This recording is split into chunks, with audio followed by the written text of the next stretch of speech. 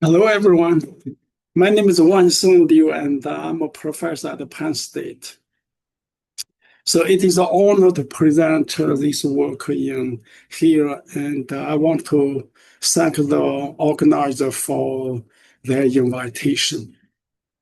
So what I'm going to do today is, let me try to see here. Yeah, it's going to discuss the cancer testis antigens that will serve as a connector between the tumor and the testis. So I will use the PRAME gene family as an example for the CTAs. So I will discuss the PRAME in cancer biology and the PRAME in reproduction.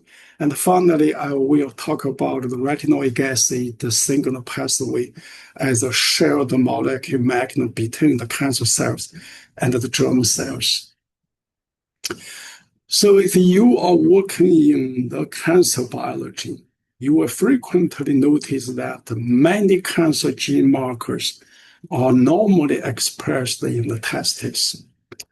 The question is there any biological link between the tumorigenesis and the spermatogenesis? Or which molecular cellular mechanism are shared by the tumor and the testis? So I hope today's presentation will help you to address these two questions. So this is a diagram to show the cancer and the testis, the tumors and the testis, which phenotypically, though both are produce some kind of cells. The cancer in tumor produce one type of tumor cells, cancer cells. In testis, it's unlimited produce one type of germ cell. It's a sperm for the whole life. But if you look at their biological properties between the tumor and the germ cells, here is a list. We compare several properties related to their proliferation, and cancer cells are uncontrolled proliferation, differentiation, related to the meiotic. You see recombination in the germ cells. The cancer cell has a genomic instability, and the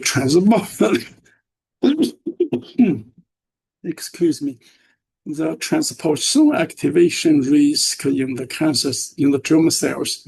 In the cancer cell, you have a transcriptional dysregulation, and the immunoprivilege in the germ cells correspond to the cancer cells' immuno-evasion and the developmental potency, and that's related to the stimulus in the cancer cell. And finally, if you look at the larger scale, chromatin remodeling and the epigenetic plasticity observed in the germ cells, and in the cancer cell part of the epigenetic reprogramming. That's what the current is a hot study in the cancer biology.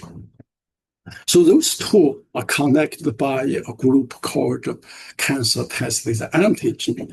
And the cancer testis antigen are proteins that are expressed at a higher level in testis or germline and a wide variety of tumors, cancers. So they are used as a biomarker for cancers, and they are enriched in the mammalian sex chromosome. So their role in the testis and germline is largely unknown. So this is an evolutionary, model for the mammalian sex chromosome. During this evolution, the XY chromosome exchange genetic information with the autosome, and this is a two-way street. At the end, today's X chromosome, there was a larger accumulation of CTAs. If you look here, the X chromosome have 18-fold more CTAs compared to the autosome, and major of them are multi-copies. And the Y chromosome, we do find a few, the human TSPY, the bovine TSPY, and the Prame1. That's what I'm going to discuss today, the Prame1. So what's a PRAME gene family? So I will use this as a good example for the CTAs. And the PRAME full name is Preferentially Expressed Antigen in Melanoma. The new name is nuclear receptor transcriptional regulator. So you can see by the name, you all know the functions. The PRAME is a multi-copy gene. PRAME is a loosely-rich repeat protein. This LRR protein, LRR domain, form to these structures here, the alpha helix. And this 3D structure, the horseshoe shape, is a perfect structure for protein-protein interactions. We now believe PRAME plays roles in reproduction and immune response. So what I have involved in this PRAME is back to 20 years ago, and our lab started Biomarkers Y chromosome. We are the first group to report that autosomal block, and this is conserved sentinel block transport to the Y chromosome 35 million years ago. And this is not only transport to the bovid Y chromosome, but this PRAME gene also transport to the rodent X chromosome. So nowadays, the human autosome have 60 copies PRAME. The mouse genome have 90s include 10 on the X. The bovid genome have 90s include up to 30 on the Y. So this is the life cycle for germline used as a mouse model. Okay, so some of these PRAME members express in testes only, the others express in ovary only, and majority of them express in both male and female germline. In any particular stage, and if the PRAME gene expressed outside of the germline, those cells will develop into a cancer. That's why the PRAME was almost expressing all type of cancer cells. And the PRAME has been widely studied today, and 97% of publications related to the cancer biology, only 3% in reproduction, and 12 to 13 papers is published from my lab, this group. So in cancer biology, we now understand the PRAME is a biomarker. PRAME inhibits the retinoic acid signal, and the PRAME basically inhibits differentiation, promote proliferation. And PRAME is a target for immunotherapy. There are several companies work on this, and one of the company called Immunotherapy have a try-3 recent try-3 you see experiment or the phase 3 trial, phase 3 trial, and they claim that they have almost get a first successful CTA-based therapy. So it's exciting time. And this is the model how the PRAME works through the retinoic acid. In normal cells, there was no PRAME, and the retinoic acid promote differentiation of apoptosis. When PRAME expressed in cancer cells, they form with the polycomb repressing complex, and this end up to block differentiation and cell cycle arrest, leading to a cell cycle arrest. And then this same complex recently identified in the embryonic stem cells, and particularly for the bivalent promoters. So this is important for us for the germline germ cell study. For the reproduction part, we know very little about the function of PRAME in germline. Our current understanding is that the PRAME regulates germ cell transition, particularly between the pluripotency maintenance, stem cell, self-renew, and differentiation timing. So our hypothesis is the member of PRAME regulate germ cell development by inhibiting RA signal during the gametogenesis. So our essential point here is that the germ cells and the cancer cells share this fundamental molecular mechanism through the retinoic acid signaling. So this is our mapping in immunofluorescence staining for the PRAME1. This is the testis expressed copy on the autosome. You can see the expression autosome and the spermatoes. And this is the BAL1 Pramel1. This is also expressed in the testis only. And now you can see this protein was enriched in almost every stage of the nucleus and the cytoplasm. And our recent finding that the Pramel1 functions in sperm formation, functions, sperm egg binding, fertilization, and even to early embryo development, mainly through epigenomic mechanism. So here is the chromatin, but I should go back once to show you this point out here.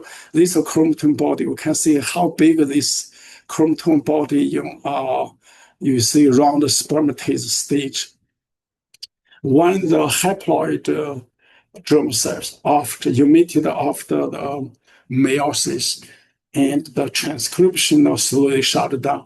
So the chromatin body, the chromatoid body serve as a RA metabolic center for all the germ cells in terms of gene silencing, the mRNA, you see, mRNA processing, silencing, and the protein translation regulation. So this is the model I try to show you here is that the PRAME is in both nucleus and cytoplasm. They may involve in the nucleus cytoplasm transporting based on the microtubulin-based or nucleus cytoplasm-based transporting. So we did a knockout for the X1 copy, L1 copy, and we found the X1 knockout have a phenotype in the males. Small testes, 7% Sertoli cell only phenotype, and the females are perfectly normal. However, these knockout males have a normal fertility. So the later size is the same as the wild type. We did a single knockout for the autosomal copy L1 and the global condition knockout. We found that the younger animal have a larger testes, increased sperm production, increased the later size. However, the mature animals, particularly after 2 months of age, they have smaller testes, reduction in sperm count, and the later size.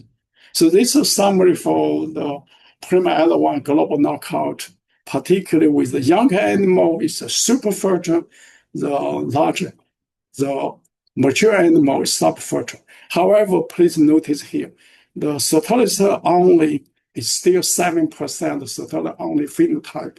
This is the same as the X1 condition knockout, and this condition knockout also show up in the 1 month, 35 days of age, and this somehow recovered in the mature animals. However, the female is a perfect normal.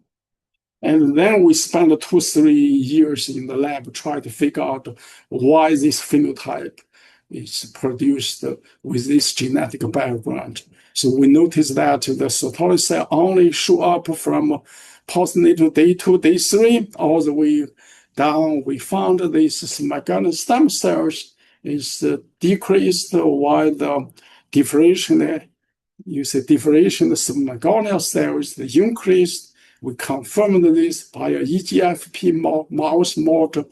We realized these germ cells was affected in the germ cell homing stage. And you may understand that the homing stage is a particular stage germ cell movement.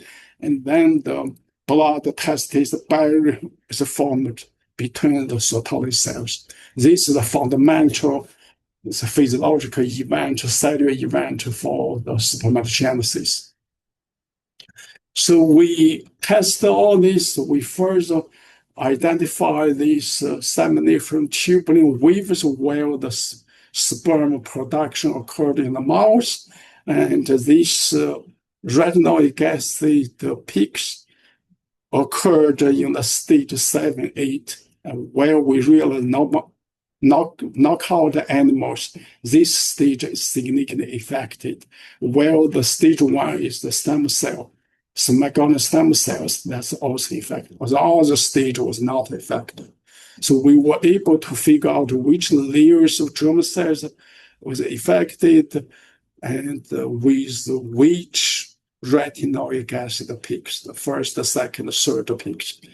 So then we did the in vivo validation for the function for retinoic acid signal involved in this PRAME function. So we did the injection with retinoic acid or retinoic acid inhibitor. So we found, yes, after retinoic acid injection, the litter size increased by the sperm count increased by threefold, 3.5-fold. And then this increase is disappeared when we injected the inhibitor, the retinoic acid inhibitor. So this is the direct evidence to show you that the PRAME functions through the retinoic acid singular pathway. We did some protein work to see, yes, this is true. The PRAME and the PRAME, the retinoic acid receptor alpha is complex unit. And here's our model to explain. We said these germ cells have a feet. This feet is affected by the first retinoic acid pores, and the germ cell fitted for the first wave of spermatogenesis was increased. For the progenitor, this second wave is completely die out, second wave of spermatogenesis. Then for the later spermatogenesis, which slowly affected to become a subfertile. And all this is because the progenitor cells whom in a wrong place die out. This 7% of region become empty in the beginning, later was slowly recovered because the mechanistic stem cells have an ability to move around in the neighborhood. So this is the summary for the PRAME1 knockout. So PRAME affected spermatogonal development, particularly the balance between the undifferentiated and differentiated spermatogonia.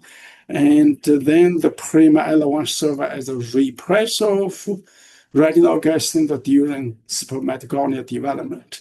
So we did a double knockout. Because my time is running short, I will only give you a very short report here. And then we found that the double knockout animals have increased the frequency of suppressor cell-only phenotype, and those you see the two genes are interact to each other with a synergistic enhancement function during the gametogenesis. And this is also, we did the RAR injection, we confirm it through the RA. And this is where we try to test the gene composition and for the PRAME1, PRAME-X.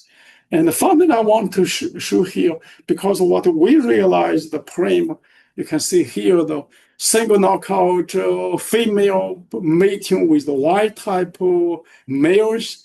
The both single knockout was not affected. That means the two genes are fully compensated to each other, but the double knockout was not compensated. This number is 50% down. So it's not fully, this is fully compensated, this could be partially compensated. Then when we do, you see homozygous mating for the double knockout, you can see the litter size even down to 70%, 75% down.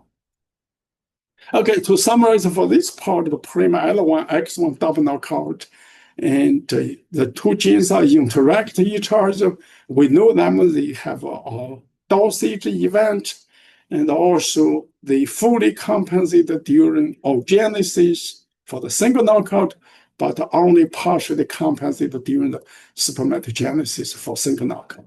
Yeah. So the question in the future study, at least quite a few here, how can insight from the germ cell biology advance our understanding of cancer? Or to what extent are cancers reactivating the evolutionary conserved germline developmental program? Is PRAME copy number variation associated with the cancer initiation? So those questions, I guess, address those. Mainly focus you guys for the use cancer biology study, but from a germline and reproduction point, we also want to know the answer. So the take-home message for today's presentation is that the PRAME is a cancer testis antigen with essential function in both germ cells development and tumor biology. So PRAME regulates germ cell and cancer cells through a shared molecular mechanism involved retinoic acid signaling. And during the mouse gametogenesis, the X1, the PRAME X1, L1 exhibit the complete functional redundancy in the oogenesis, but only partially composition in spermatogenesis. So revealing a sex-specific requirement for the PRAME family genes. And finally, the PRAME research has come full circle, and from germ cell-associated antigen discovered in cancer to a clinically actionable immunotherapy target. So understanding PRAME's normal function in germ cell may not only illuminate the mechanism for gametogenesis, but also explain why PRAME-positive tumors are partially vulnerable to immunotargeting. Well, finally, I want to thank all the researchers who contributed to this work and also my founding agent. Thank you so much.